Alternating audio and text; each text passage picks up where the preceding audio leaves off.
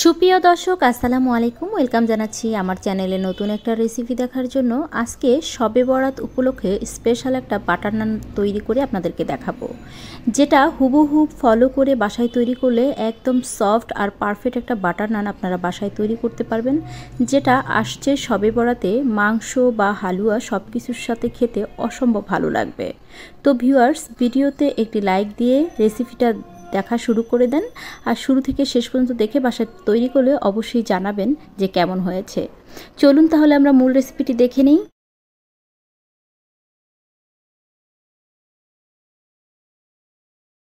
প্রথমেই 3 কাপ পরিমাণ আটা নিয়ে নিচ্ছি। আটার বদলে এখানে ময়দাটাও নেওয়া যাবে। নিয়ে এখন এর মধ্যে দিয়ে দিচ্ছি 2 টেবিল চামচ পরিমাণ চিনি। চামচটা দেখে বুঝতে পাচ্ছেন, বাসায় যদি চায়ের চামচ থেকে বড় যে চামচটা হয় সেটা ব্যবহার করবেন। 3 টেবিল চামচ পরিমাণ দিয়ে দিলাম গুঁড়ো দুধ। এখানে গুঁড়ো দুধ না দিয়ে আপনারা লিকুইড দুধ দিয়েও এটাকে গুলাতে পারবেন। আর 1 টেবিল চামচ পরিমাণ দিয়ে দিলাম ইস্ট। মাপগুলো ঠিক রাখবেন, কারণ ইস্টের পরিমাণ বেশি হয়ে গেলে নান রুটি না হয়ে কিন্তু বন রুটি হয়ে যাবে। স্বাদ অনুযায়ী লবণ দিয়ে দিলাম, আর দিয়ে দিচ্ছি 2 টেবিল চামচ পরিমাণ রেগুলার রান্নার তেল। এবার হাতের সাহায্যে এই সবগুলো উপকরণ একটু ঘষে ঘষে মিলিয়ে নিতে হবে। একটু ভালোভাবেই এই কাজটা করতে হবে, যাতে করে ইস্ট সব কিছুর সাথে খুব ভালোভাবে মিশে যায়। এতে করে কিন্তু আপনার ডোটা বেশি পারফেক্ট হবে। তাই অবশ্যই হাত দিয়ে এভাবে করে একটু মাখিয়ে নেবেন। আমার রেসিপিগুলো যদি আপনাদের কাছে ভালো লাগে তাহলে অবশ্যই ছোট্ট একটি লাইক দেবেন, আর মূল্যবান মতামত জানাবেন ইনবক্সে। আপনাদের সুন্দর সুন্দর কমেন্ট পড়তে আমার কাছে অনেক বেশি ভালো লাগে। প্রিয় ভিউয়ার্স, দেখতে পাচ্ছেন আমি কিন্তু হাতের সাহায্যে এগুলোকে মাখিয়ে নিয়েছি। এবার কুসুম গরম পানি, আপনি আঙুল চুবিয়ে রাখতে পারবেন এরকম গরম পানি দিয়ে আমি এটাকে মাখিয়ে নিচ্ছি। যেহেতু আমি এখানে গুঁড়ো দুধ ব্যবহার করেছি তাই আর দুধটা দিলাম না। যদি আপনারা গুঁড়া দুধ ব্যবহার না করেন তাহলে নান রুটির টেস্টটা বাড়ানোর জন্য আপনারা এখানে লিকুইড মিল্কটাও ব্যবহার করতে পারবেন। পানির পরিমাপটা আসলে বলা যায় না, এটা দেখে বুঝে নিতে হবে। আর অল্প অল্প করে দিয়ে সবসময় ডোটাকে রেডি করবেন, এতে করে বুঝতে পারবেন যে আসলে কতটুকু প্রয়োজন। বেশি হয়ে গেলে কিন্তু সমস্যা, তাই অল্প অল্প করে দিয়েই এই ডোটাকে মাখিয়ে নিতে হবে। তো দেখতে পাচ্ছেন আমি একটু একটু করে পানি দিয়ে কিন্তু ডোটাকে মাখিয়ে নিচ্ছি। খুব বেশি শক্ত করা যাবে না, ডোটা একটু সফট টাইপের হবে। আর সফট হলেই কিন্তু আপনার নান রুটিটা বেশি সফট হবে আর খেতে অনেক বেশি ভালো লাগবে।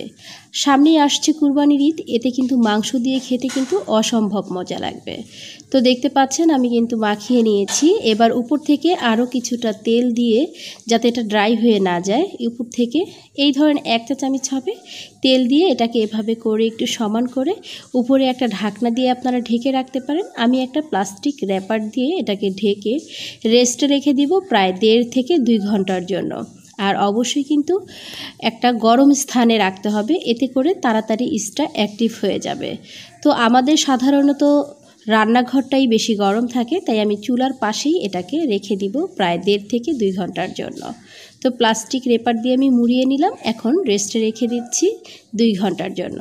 ফিরে আসছি 2 ঘন্টা পরে। প্রিয় দর্শক, ফিরে এলাম 2 ঘন্টা পরে। উপর থেকেই কিন্তু দেখে বুঝতে পাচ্ছেন যে আমরা ডোটা মাখিয়ে রেখেছিলাম সেটা কিন্তু একদম ফুলে ডাবল হয়ে গিয়েছে। এখন ভিতরের বাতাসগুলোকে একটু চেপে চেপে বের করে দিতে হবে। বের করে দিয়ে আবারও খুব সুন্দরভাবে এটাকে মাখিয়ে নিতে হবে। তো আমি এটাকে এই যে বাতাসগুলোকে বের করে নিচ্ছি, বের করে নিয়ে আবারও সেই আলতো হাতে এটাকে মসৃণ করে নিচ্ছি মাখিয়ে। আর অবশ্যই কিন্তু একটু মাখিয়ে মসৃণ করে নেবেন, এতে করে কিন্তু সফট হবে, ভিতরটা একদম তুলতুলে নরম হবে। প্রিয় ভিউয়ার্স, আমার এই রেসিপির পাশাপাশি অনুরোধ করব অন্যান্য রেসিপিগুলো দেখার জন্য। আর যদি আমার রেসিপিগুলো আপনাদের কাছে বেশি ভালো লাগে তাহলে পরিবার এবং বন্ধুদের সাথে শেয়ার করার জন্য। আর যারা আমার চ্যানেলটিকে ইতিমধ্যে সাবস্ক্রাইব করেছেন তাদেরকে জানাই অসংখ্য ধন্যবাদ। আর যারা করেননি প্লিজ আমার চ্যানেলটিকে সাবস্ক্রাইব করে পাশে থাকা বেল আইকনটি বাজিয়ে দেবেন আর অল প্রেস করে দিবেন। এতে করে আমি নতুন কোনো ভিডিও আপলোড করলেই সবার আগে নোটিফিকেশন চলে যাবে আপনার কাছে, আপনি চাইলেই দেখে নিতে পারবেন। তো আমি যেই পরিমাণ এখানে আটা নিয়েছিলাম সেখানে আমার 5টা নান হবে। আমি একটু বড় আর একটু মোটা সাইজের করব, খুব বেশি পাতলা নান খেতে ভালো লাগে না, বিশেষ করে বাটার নানটা। তো আমি একটা ডো নিয়ে এভাবে করে একটু মুভ করে নিচ্ছি ডোটাকে। দেখতে পাচ্ছেন অনেকটাই কিন্তু এটা নরম টাইপের, আর এরকমটাই কিন্তু হতে হবে যদি পারফেক্ট সফট বাটার নান পেতে চান। এবার কিছুটা আটা এখানে নিয়ে নিয়েছি।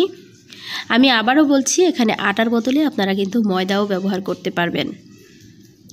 এবার একটা রুটি বানাই যে বেলুন আছে সেটা দিয়ে একটু হালকা বেলে নিচ্ছি। খুব বেশি বড় করতে যাবেন না, একটু মোটামুটি মাঝারি সাইজের করে রুটিগুলো করবেন আর একটু হালকা মোটা রাখবেন।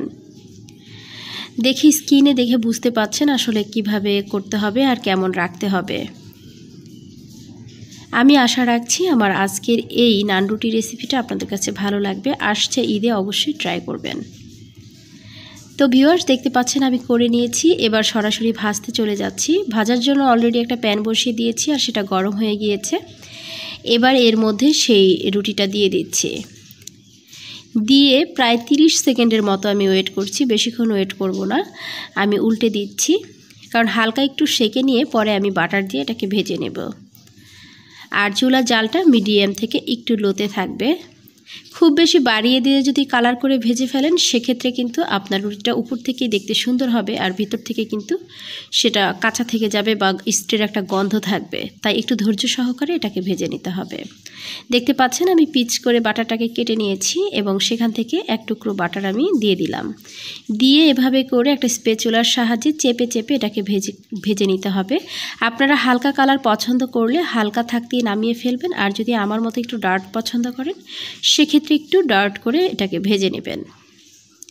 একটু সময় নিয়ে এভাবে করে যদি ভাজেন তাহলে কিন্তু নান রুটিটা খেতে অসম্ভব মজা লাগবে। তো আমার ওই সাইডটা হয়ে গিয়েছে, এখন আমি উল্টে দিচ্ছি। সুন্দর দেখানোর জন্য উপর থেকে আমি কিছু ধনিয়া পাতা দিয়ে দিব। এটা সম্পূর্ণ অপশনাল, আপনারা চাইলে দিতে পারেন আর না চাইলে এটা স্কিপ করে যেতে পারেন। আমার কাছে দেখতে এবং খেতে দুটাই ভালো লাগে যদি এই ধনিয়া পাতাটা দেওয়া হয়। তো দেখতে পাচ্ছেন আমি দিয়ে একটা স্প্যাচুলার সাহায্যে চেপে চেপে এটার গায়ে লাগিয়ে দিচ্ছি। নিচের অংশটাও হয়ে গেছে। চুলাটা একদম মিডিয়াম লোতে করে দিয়েছি যাতে করে নিচ থেকে পুড়ে না যায়, আর উপর থেকে আরও কিছুটা বাটার দিয়ে এভাবে করে একটু ঘষে দিচ্ছি। তৈরি হয়ে গেল আমার খুবই মজার তুলতুলে নরম আটার তৈরি বাটার নান। দেখতে পাচ্ছেন, দেখে নিশ্চয়ই বুঝতে পাচ্ছেন যে কতটা লোভনীয় লাগছে। আশা রাখছি অবশ্যই বাসায় ট্রাই করবেন, প্রিয়জনদেরকে দিবেন। কেমন হয়েছে ইনবক্সে জানাতে কিন্তু একদমই ভুলবেন না। আপনাদের পছন্দের কোনো রেসিপি থাকলে অবশ্যই আমাকে ইনবক্সে জানাতে পারেন। আমি চেষ্টা করব সেই রেসিপিগুলো আপনাদের মাঝে তুলে ধরার জন্য। সবাই অনেক বেশি ভালো থাকবেন। আপনার পরিবার নিয়ে আমার পরিবারের জন্য দোয়া করবেন। আজকে চলে যাচ্ছি, ফি আমানিল্লাহ। দেখা হবে নতুন কোনো রেসিপিতে।